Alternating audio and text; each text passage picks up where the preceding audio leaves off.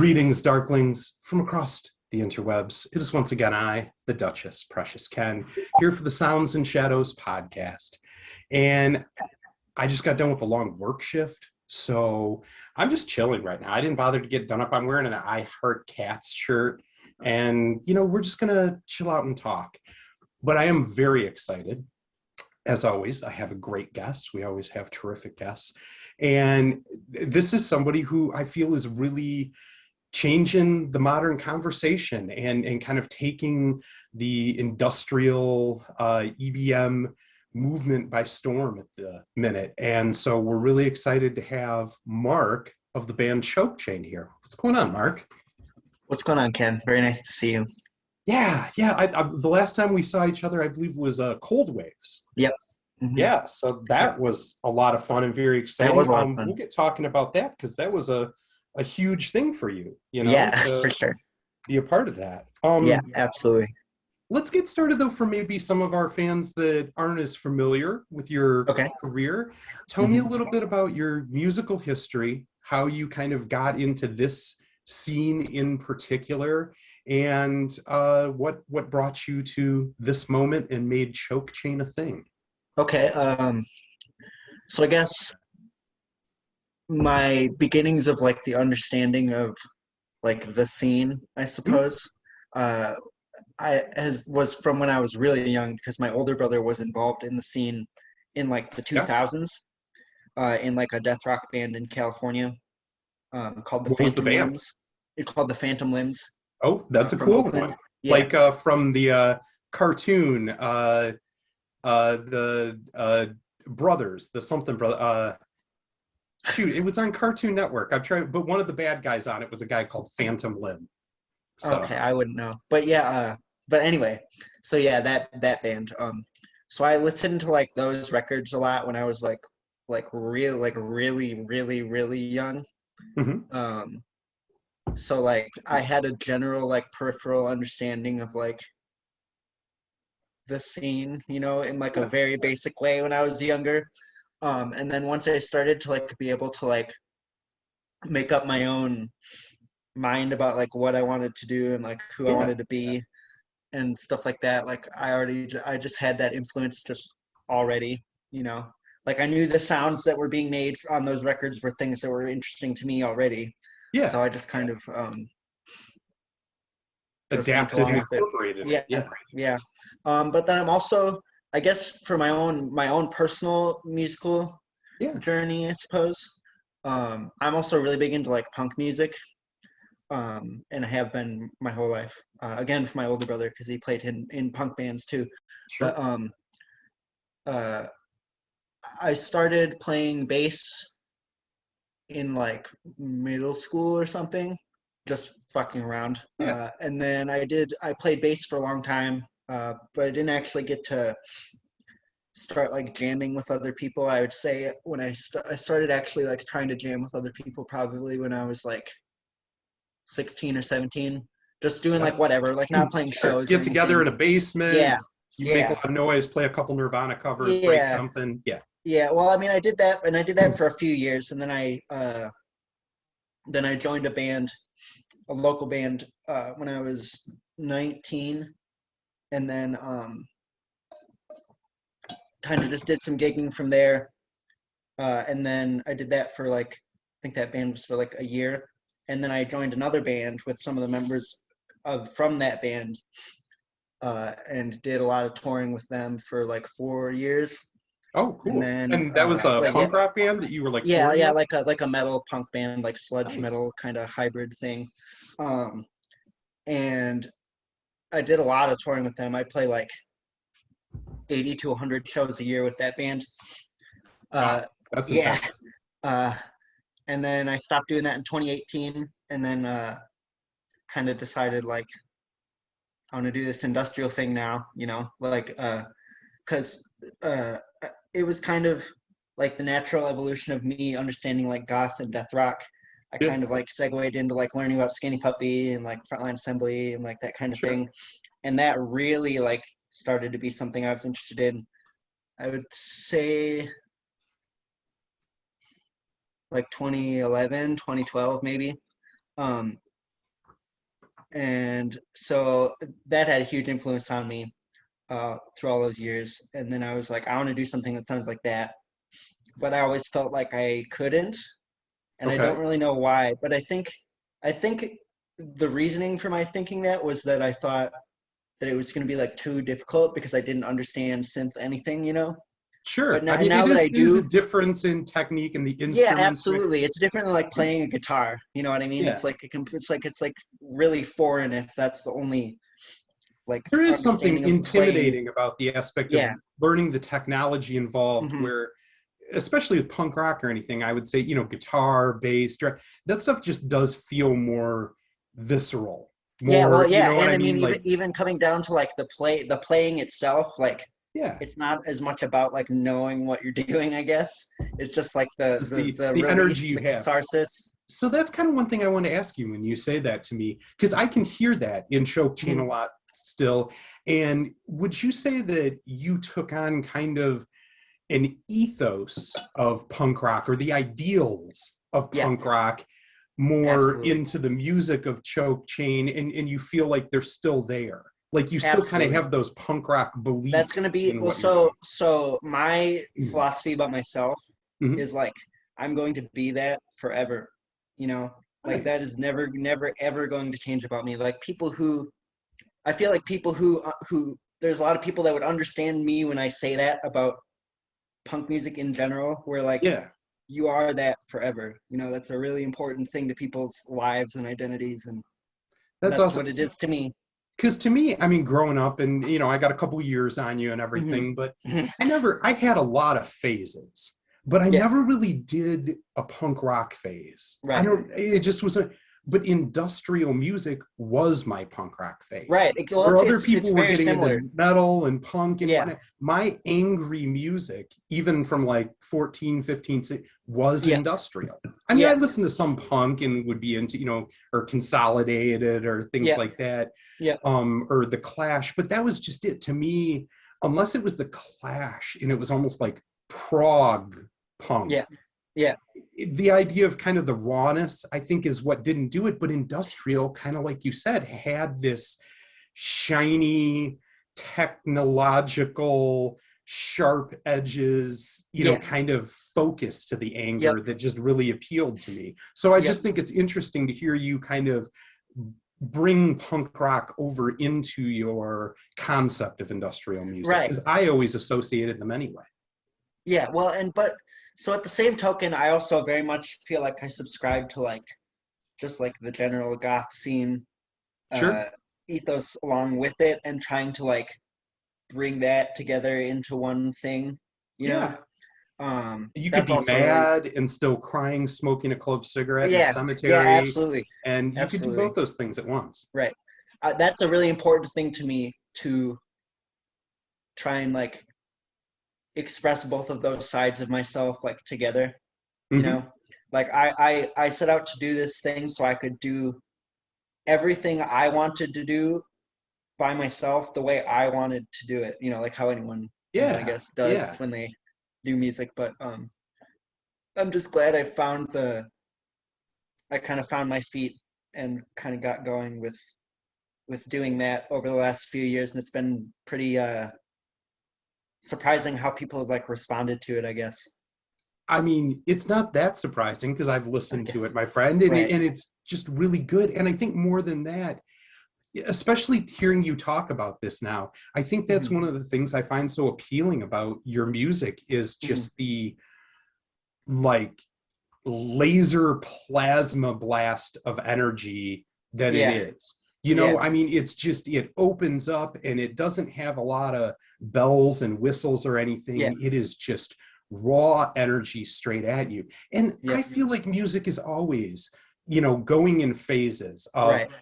great production, overdone, and then it gets brought back down with punk rock, from glam to punk rock, Yeah. back down to the basics, and then it goes up to, like, cock rock and Yeah. synthwave, and then broken down again to grunge, and Yeah. things kind of have these ebbs and flows. Hmm. And so industrial music had gotten really big, for Right. a better word, not in the sense that it was so popular, but Right. more it became expansive such a production big styles production. and Exactly. And someone has to bring it back down to the roots and the raw. And I feel like that's what you're really getting a hold of and capturing. Right. Well, yeah, and like I said, that was just my whole musical philosophy before anyway, you Mm-hmm. know? So I kind of felt like why change it if it's already what feels right to me and how I Yeah, want to do it. But also that's not to necessarily say like that I don't strive to like refine that, I guess, sure. in the production. Yeah. Um, so I'm always kind of trying to like I guess just the just perfect the sound, I guess, and like Yeah. And there's always I wouldn't say that like your music comes off as sloppy, right, or anything from a right, production standpoint. It's yeah, just very focused and very centralized. It doesn't try and get too out of itself or big, and that's what makes everything right, hit so hard. right. Well, Um, yeah. I'm just trying to keep it pretty straightforward, like yeah. crushing, angry, like You destructive want to blow people's noise. faces off. Yeah, You want to melt their fucking faces. yeah, And yeah, that's a absolutely. worthy goal. Yeah. So tell me a little bit about, like I said, we met up this year at Hmm. Cold Waves, which, I mean, I was hearing, I'm someone who gets a lot of people telling Right. me about bands. You know what I Yep. mean? People always get, have you heard this yet? Have you heard? And Hmm. yours was a name that kept coming up. I remember in particular, the first one to send it to me Hmm. was our dear friend, Benny Sweat, um, Yes. Benko of Sweat Boys. And Yep. he DM'd me one night at like 1 a.m. and was just Yep. like, dude, you need to get this in your ears right now. So him and I are like very, very, very good like friend. We're from the same town. Yeah. Like I'm in Milwaukee now, but I'm originally from the same place where Ben is from, and we've known each other forever. Yeah. Um, and he was like totally the first like supporter and like person to encourage me to do this. Like That's awesome. so Ben forever, just has forever great and ever and energy. ever, I'll owe an insane amount to Ben, and I love you, Ben. That's awesome. I love Ben. He's just Hmm. terrific. But so he got me in this, but a lot of other people were talking to me at the same time about it. Hmm. And then you got a chance to go out and play Cold Waves, which for Yeah, anybody in the industrial scene, I mean, Cold Waves is Chicago industrial in a lot of ways. yeah, Like it is such absolutely. a core aspect of it. So to get invited into a venue Hmm. like that is a huge deal. It's What did that crazy. feel like for you wrapping your head around that and then getting up there and destroying on stage? I mean, so my first thought. So I started this thing during the pandemic. Well, no, I actually scratch that. It was before the pandemic. It was 2018, but I'd never released any music until 2020 during the pandemic, and I had only played like three Wow. shows with songs that aren't on any recording, like really bad songs when I started. So Sure. that was the only live shows I'd ever played, and I hadn't put anything out. And then I put this thing out in 2020. It was 3 song, basically a demo. Yeah. Um, and people just like went nuts over it, and I couldn't believe it. And That's awesome. I was just hanging out. I put out another record like 6 months after that, and then 6 months after that, I put out another record. But in between the second and third record, Jason Novak got a hold of me and was like, "Hey, your shit is great. Do you want to play?" And I was like, "Are you kidding me?" I'm like, "Of course I want to play." Um, and I really have to credit Matt Finale, dear Matt Finale, Yeah. for being the person to advocate for me to Jason. That's So awesome. thank you, Matt. I love you. But Yeah. No, it Matt's a was good just friend of the show too. And yeah, I love that he does so much to lift the ships up around him. I think absolutely. he's Yep. like in our Sounds and Shadows group, who, I'll see Hmm. you there sometimes, but Matt Yep. is so great about sharing what works for him with Yep. everybody. He's not one Yep. of those trying to like hoard the Right. secrets to the Right. castle. He Right. wants everybody to have a chance to get lifted up. And so I agree with you 100%. That's one of the great things about him. Yeah. But anyway, so playing. Um. It, so that was the biggest show I've ever played in my life, like ever, Sure. And it was like my fourth gig ever with this project. The first gig playing where anyone who cared knew who I was. Yeah. The first time I was playing any of the songs that I'd recorded live ever. Um, the first time using the setup that I have ever. Like the new setup I've had since I've recorded the music and whatnot. But so it was a lot of like firsts all at once, All I at guess. once. It was the first time I feel like where I played a show where like people like a subsect of the crowd like knew who I was and like wanted to see me play. You know what I mean? Yeah. So I just kind of went up there and was like, well, I mean, uh, either do it or don't do it. You know. So I just went and did exactly. I just went and did what I do. You know. Yeah. Tried to just do it just straight Do you ahead. find that that's true? Because I mean, I don't know. I'll talk to a lot of people, and I'm not going to say I've never had stage fright, although Right. it doesn't tend to be me. I mean, I don't know if you get the impression. I'm just a pretty outgoing, don't Right. think about stuff person. Yep. But I'll still have times or moments, and I have where I'll kind of get a little struck in the moment or whatever. Yep. Yep. Do you feel like when you got on stage, that it just like any other show, the switch flipped, Yeah. and you just went into the mode and just did it? So like immediately beforehand, I was like, holy shit, what the fuck am I doing? Like holy, like You see how many people are out there right Yeah, now? I was like looking backstage and I was like, what the fuck is going on? Uh, but then I remembered like a lot of my friends were out there just excited to see me and just wanted to come and support me and stuff. And I was just like, all right, well, I'm just gonna go do it. And then once you're like there, then like you said, the switch just turns on and it's just like Yeah. you're playing a show, whatever. I'm curious to see. So I have some things that are potentially in the works where I'm pretty sure I'll definitely, absolutely have like stage fright, like crazy. Things that are to be revealed that I think are going to be pretty fucking crazy as far as stage I mean, fright goes. you got a little taste for us? Like, Uh, I or, I can't say anything about it. it's okay. I, as a pretend journalist, it's my Yeah, job to ask, though. yeah. It's a. I'm pretty sure that I'm that it's gonna happen. But I don't think I can say anything Well, about it hold yet. it in your mind and actualize it. And in the meantime, why don't you tell me a little bit about? So I know you have a lot coming up, Hmm. but Invoking Shadows. Okay, Hmm. when it came out in Hmm. autumn last year. September, like a week before Yep. Cold Waves. Yep. Yeah. Tell me a little bit about how that album was different for you from Oh, what you had done, and what was kind of the idea or ethos that you were trying to get across with this record. I think with that record in particular, that was the first record where I was consciously like, I'm gonna try and do something different with my production. Mm-hmm. Um, just subtly. Like I really wanted to make like the kick drum like bigger. Yeah. I wanted to make the bass like meaner.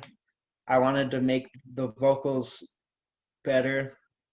Um, I wanted it to be like way darker than the other two. Sure. Um, and like way more intense, I guess. But I also wanted to like have some more dynamically different and interesting things in the songs, I guess. Yeah. It was just trying to be like I was trying to have the best possible release I could for the anticipation of like life returning to normal so I could go Yeah. out and Do this like and get unleash my it. shit to people, and have the best impression that I could, I guess.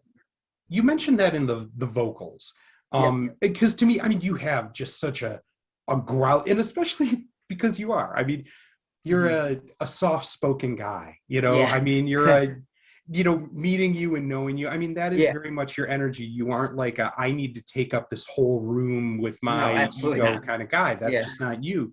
No. But when you sing, it's Yeah. Yeah.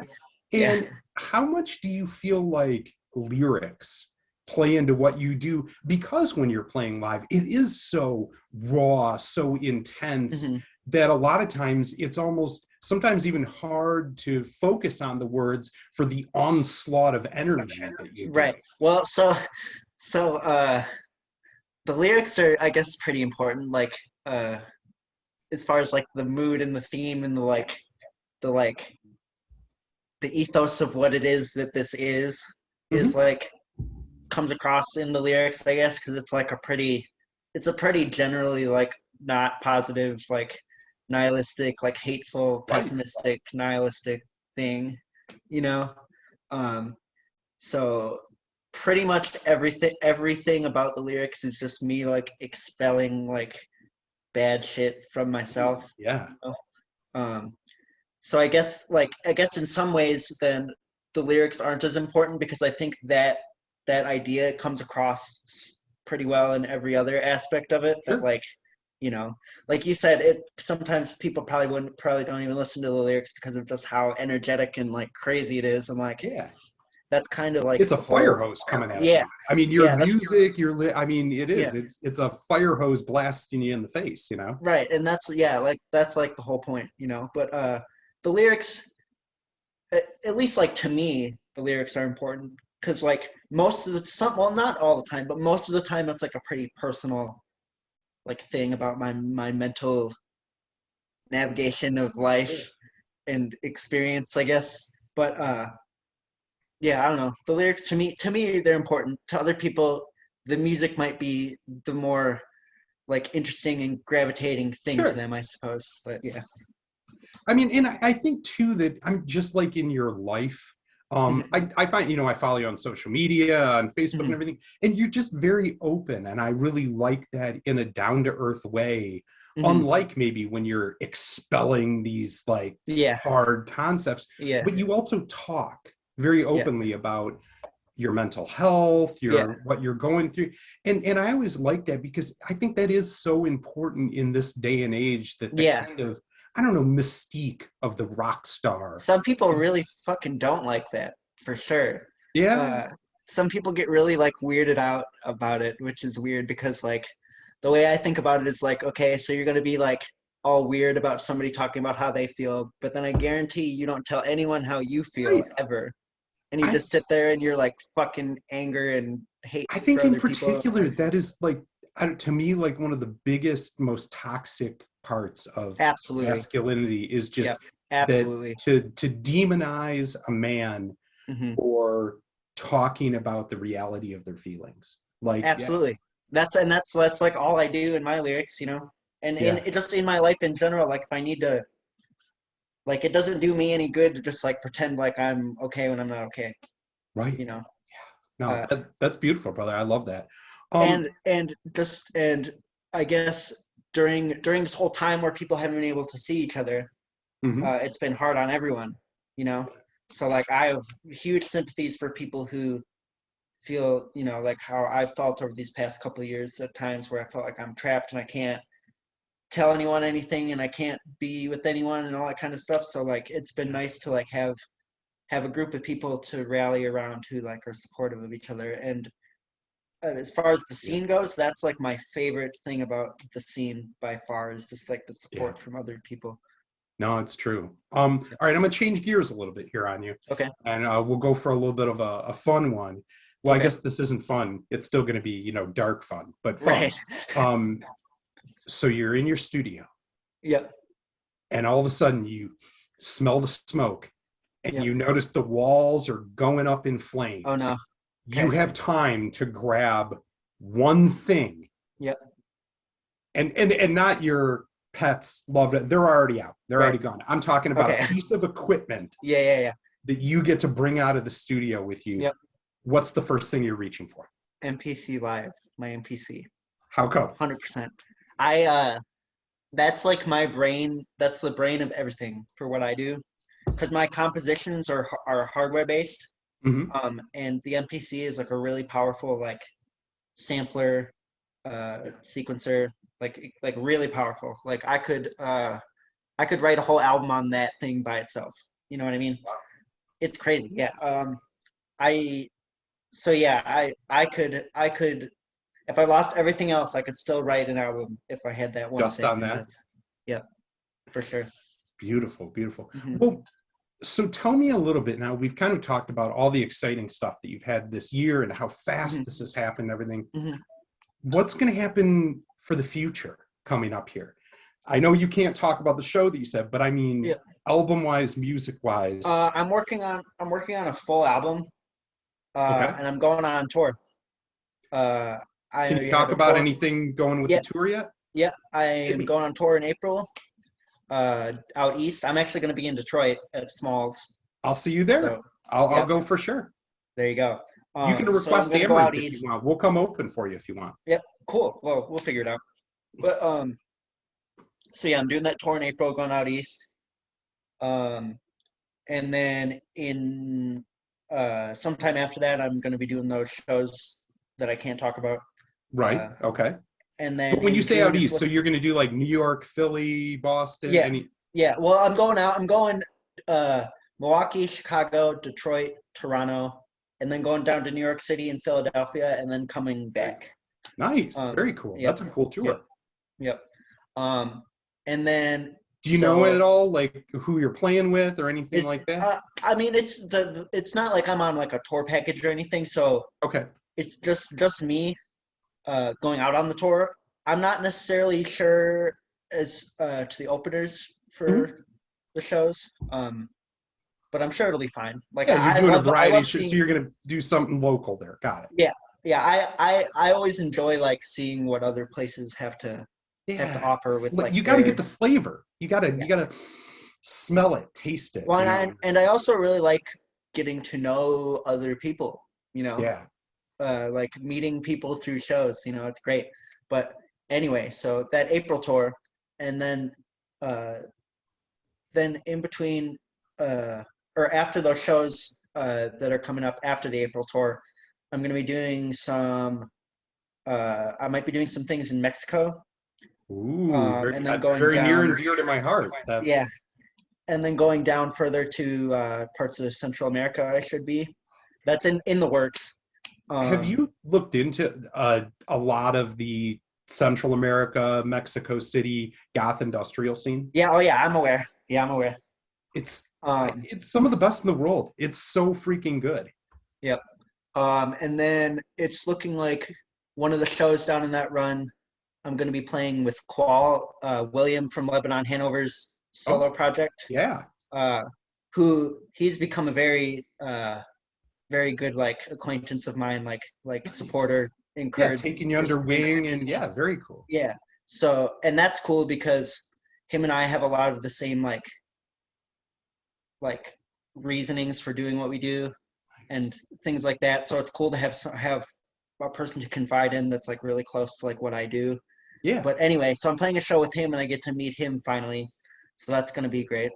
I always love that in this day and age. That's so like enriching, and Yeah. this happens with me all the time, where you can know somebody online and like Hmm. talk all Hmm. the time, 20 times, sending stuff back and forth, Yeah. but you've never actually met in person, and then it finally happens. To me, like Yeah. Cold Waves is that on like Oh yeah. overdrive. I met so many people that were aware of who I was from the internet. You know what I mean? Yeah. People that I didn't even know knew who I was. Were like, oh, I know who you are. It's like, what the fuck? But anyway, so then I'm gonna be doing those shows most likely in Mexico, Central America, and then I'm doing a West Coast tour in the fall. Oh, cool. Um, and then after that, I'm trying to see if I can do stuff in Europe, if that's possible. But that would probably be like later in 2023, I think.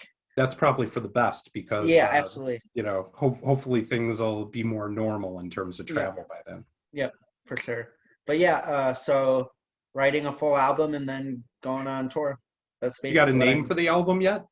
No, no. I'd say the album's like half done. Okay. Um, at least in the demo stage. You know what I mean? Do you feel like anything, from September to this new album has really changed for you in terms of the gear, the expression, how it's good? Is your headspace different in how you're Yeah, approaching this one? yeah. Um, I'm trying to like more consciously channel like the dark electro-industrial thing, like the Yeah. more atmospheric, like horror movie soundtrack, fucking really scary, fucking kind of deal. You know what I mean? The first time around, you were Jason with a machete, Yeah, and now you're more the shadows lurking around the yeah, walls kind of yeah. horror. Yeah. I'm trying to like refine like the delivery of what I do, I guess. Yeah. It's a little more like it's still like totally like fucking hammer to the face shit. Sure. But like I'm trying to like fill it out more dynamically. Um and to do things I'm trying to because I'm getting better as just a producer in general and I'm Yeah. trying to all I'm trying to do is like write something where I'm happy with the progression past what has come before, you know.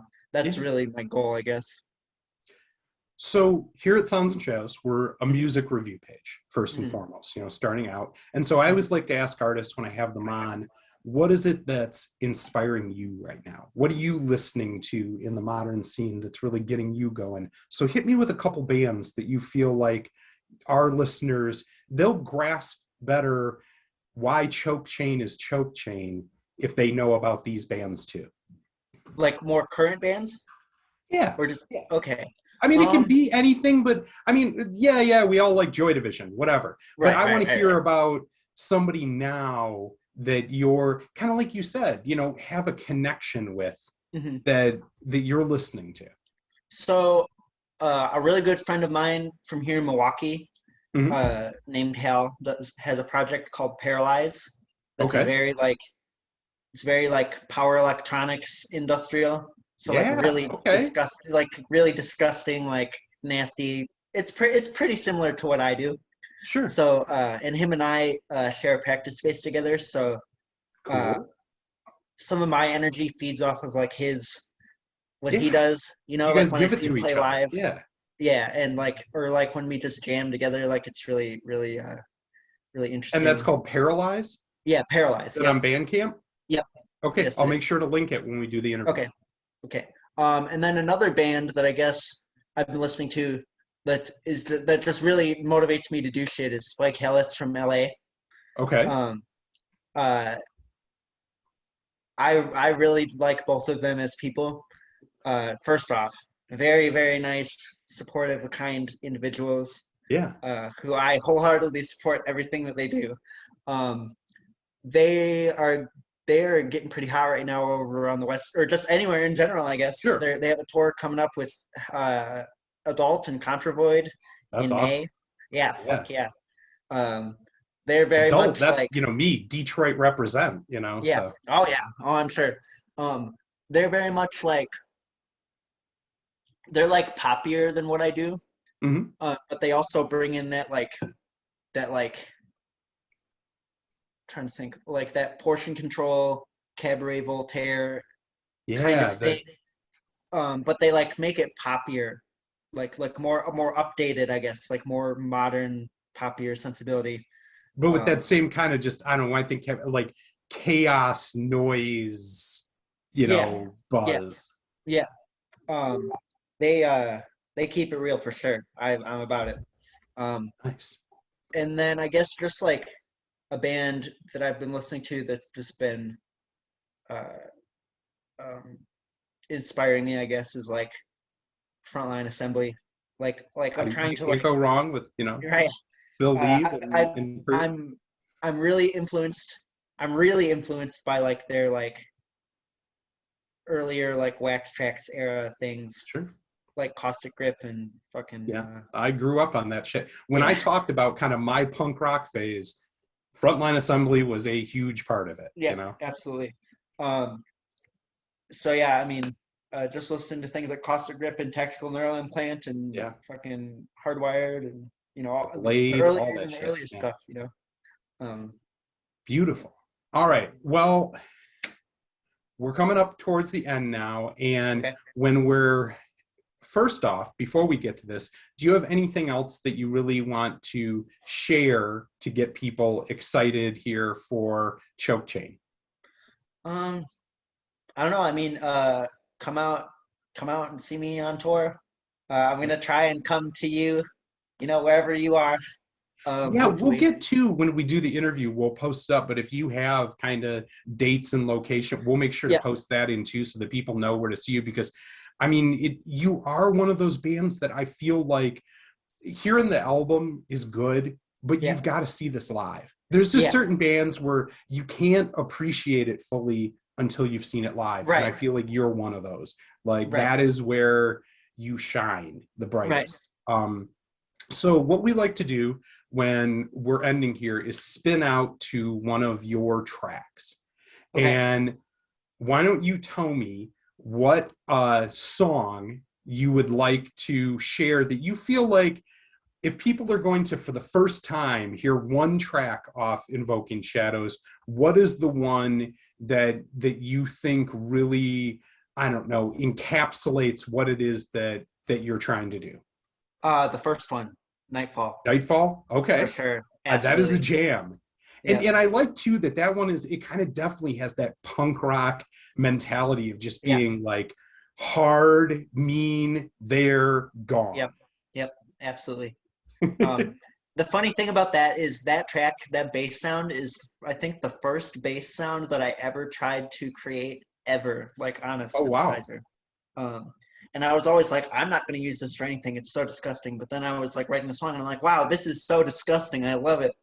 You know what I mean? That's Uh, awesome. and that's like a big part of my ethos of like writing songs too. Is like I kind of like things that sound like just gross and nasty, and I mean, But yeah, that I I'm a fan of think for Lord a Brian. first time, I think that's what would get someone right in there with what they want to know about what I do, I guess. Okay, so for us here at Sounds and Shadows, this has been Choke Chain, and you are going to be listening to Nightfall. Everybody out there, keep it fucking dark, yeah.